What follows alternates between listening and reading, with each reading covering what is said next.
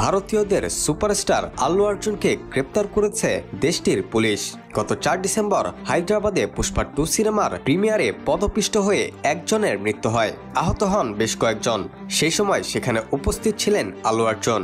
এই ঘটনায় দায়ের করা মামলায় তাকে গ্রেপ্তার করা হয়েছে বলে প্রাথমিকভাবে জানা গেছে।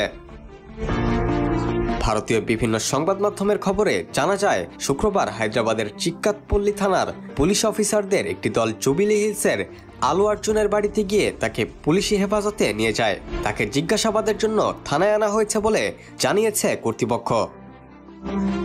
এর আগে হায়দ্রাবাদে পুষ্পা 2 সিনেমার প্রিমিয়ারে ভিড়ের মধ্যে পদদলিত হয়ে মারা গেছেন 35 বছর বয়সী এক নারী।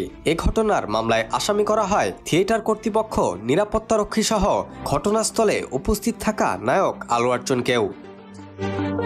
তবে গ্রেপ্তারের কয়েক ঘন্টা পর বর্তমানে জামিনে ছাড়া পেয়েছেন তিনি।